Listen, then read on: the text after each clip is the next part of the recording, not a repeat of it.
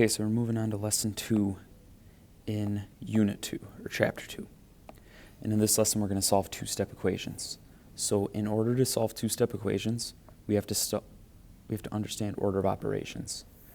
So if I'm solving the equation 2 times x plus 3 equals 15, I'm doing the operations in the reverse order of the order of operations. If I were using order of operations, I would multiply first, and then I would add. To solve this equation, I do the exact opposite. I add first, or I take care of the addition first, and then I take care of the multiplication first. And you're going to hear the word undo.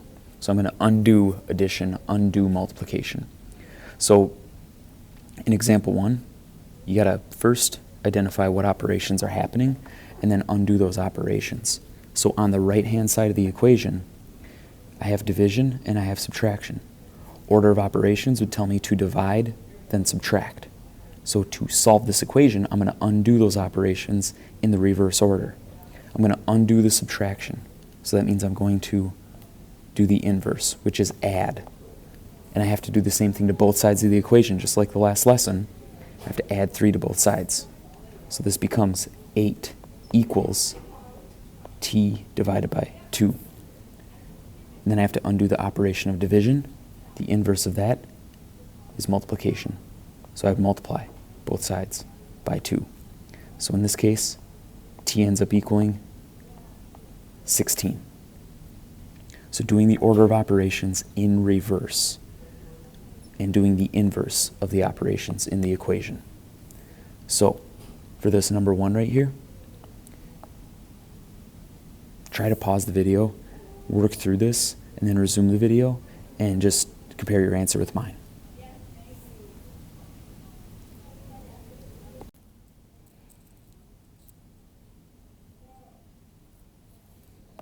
So in example 2, we're going to use an equation as a model. So we're going to get a word problem here.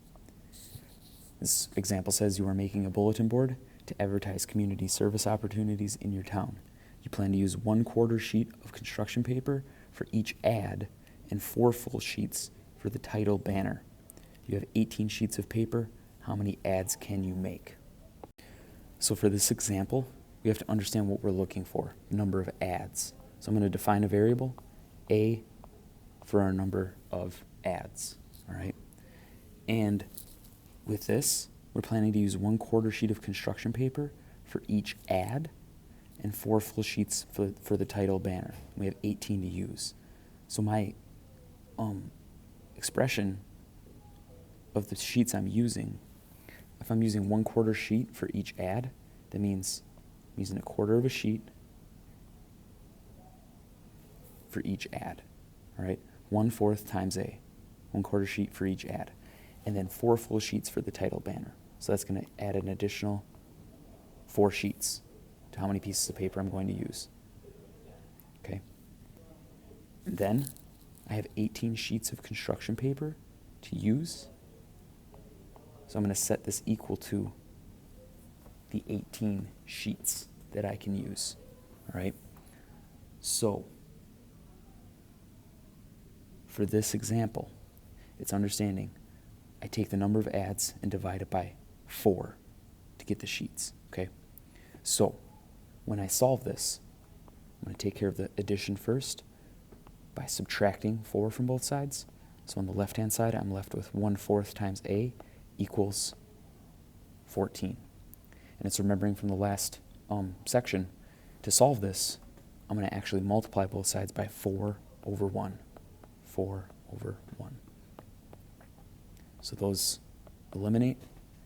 I can make 56 ads because 4 times 14 is 56. So it's understanding that each ad, okay,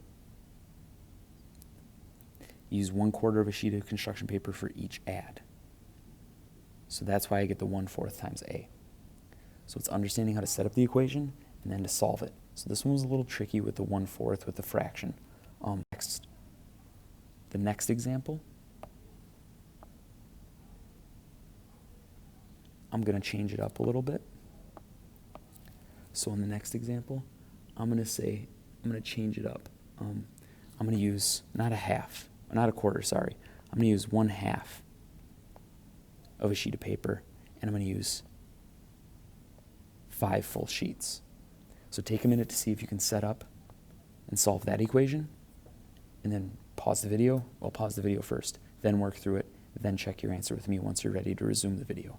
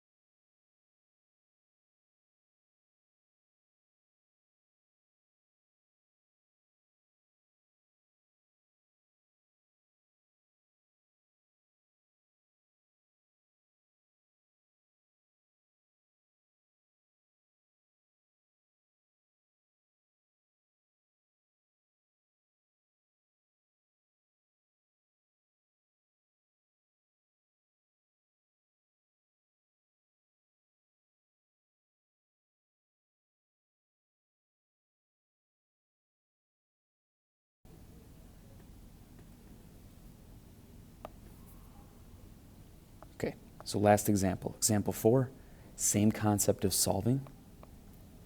I'm going to rewrite this equation on the side. X over 3 minus 5 equals 4.